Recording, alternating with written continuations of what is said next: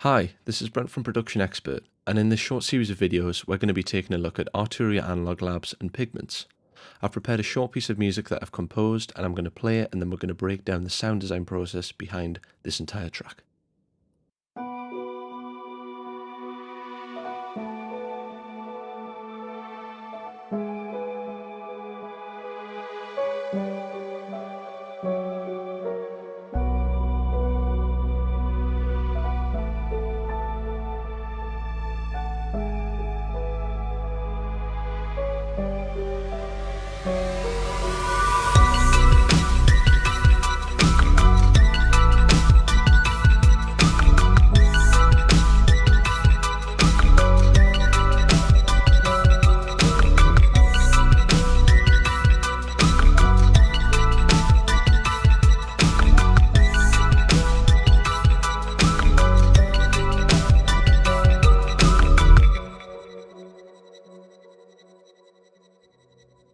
So let's take a look at what's going on with analog labs in this first video and pigments in the second video.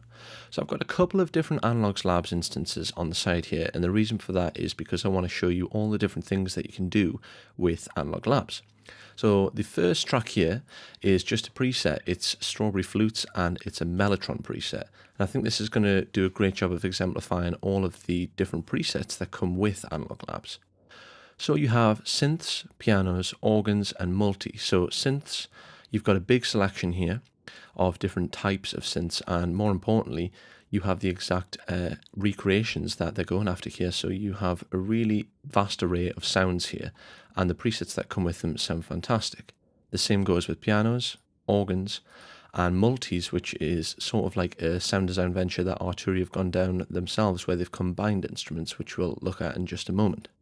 So this first track here, Strawberry Flutes, is a Mellotron preset, and it is just playing a really simple part at the start here.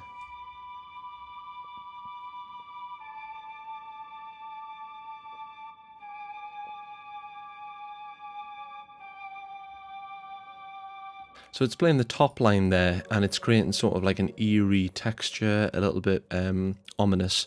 And I think that a great thing about analog labs is it allows you to really flesh out your production because it comes with so many different presets and sounds, and you get access to all of these different types of sounds as well. It's not just coming with one specific instrument. You are really getting a vast array of sounds here, which is going to allow you a lot of control when it comes to your compositions and your own productions.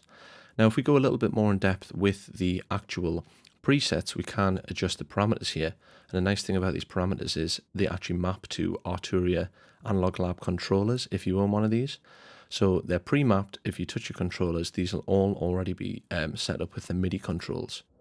But if not a worry, you can still adjust them from here. So although Analog Labs isn't quite as advanced as, say, V Collection, where you can actually go in and adjust the synth from the window here, you can still have a lot of control here along the bottom. So as you can see, I've dialed in some room reverb, some tape saturation, a little bit of flutter, and all of these things are going to add some personality and your own sound to these presets.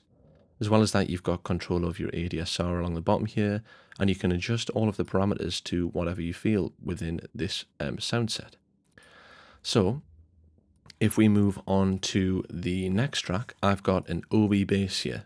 So the Obi bass is basically an Oberheim SEM bass that they've got, and it's again a Thunder bass preset here, and I've just changed it slightly. And if we go into the mixer, you can also see that everything's pretty standard here, so nothing too flashy happening. But if we have a look at some of the other presets, for example, multi, there's a lot going on this preset here. So I've got a multi instrument here, and again, this is also a preset, but I have made some adjustments to it. So essentially, a multi-instrument is when you get two instruments and you are combining them, and then you're going to mix them in at different levels, and you can blend them into taste. So you might want a little bit more of this cinema scope from pigments, or you might want a little bit more of the German grand piano. It's completely up to you. And again, you've got controls over all of the parameters here, and you can assign them yourself. Another really nice thing is if you go into the mixer window, I've put some of my own effects in here. So as you can see, I've got stereo pan and delay, and this is on ascend, and then I can just adjust the ascend post effect for each instrument here. And then I've also got an effect B and a master effect. So not only do you get access to these multi-instruments, but you can actually create your own multi-instruments. And that's done really easily. So if I take this German grand away here, on any preset, when we go into the mixer window, I can click the convert to multi button. And what I can do is I can load one of these presets in. So I could go, okay, I want to go for a synth. This Astral Voices, I'll load this preset in. So it's actually changed the first one there. And I can change, say, this one here. So now I've got two different presets going on. So that will have changed the sound quite dramatically. And then I could change how much of each preset I want to be playing and how much the send is controlling. So you actually have quite a bit of control in Analog Labs, even though I think it's a really good way of entering a sound design process, because it's not as daunting as, say, V Collection or Pigments, but it is also still giving you some basic control over each preset, as well as you can create your own sounds. And this is also quite CPU friendly as well. If you look at my performance down here, my CPU is not being throttled at all, and that's because we've got these multi-instruments happening on just one VST. We're not spreading this over two tracks, it's all happening in one. We can do all of our effects here, so it means that we don't have to load in external effects, and this is a really good way of keeping control of the overall CPU usage of your track, which is obviously a thing that many people are going to consider when they look at the behemoth of presets that comes with this library. So the last thing before I move on to episode 2, where we're going to break down Pigments, is this subtrack. And the subtrack is, again, just another preset. And the reason I'm trying to use as many presets is because they sound great. So this one is Big Sub. It does what it says on the tin. It sounds fantastic. It's got some preloaded effects in as well, and I've just blended them into taste, and I've changed a little bit of what's going on down in the parameter control section here. So I've dropped out oscillator 1 because it had a little bit of grittiness to it, and I just want to hear oscillator 2 and 3. So I've just removed that there because I'm not using it at all. And I've blended in my ADSR to taste. So again, you have control over all these parameters, which is a really nice feature that allows you to just startly grow your way into the sound design process, rather than being, quite daunting with some of the V Collection synths. Now, the last thing to point out here is, if you do own V Collection, you can actually go into these presets really in depth. So where it says open instrument view here, I could go in and it says you need to own the full version. But if you had the full version, or you had the single module, ARP 2600 version 3 here, you could go in and you could actually adjust all of the modular circuitry here.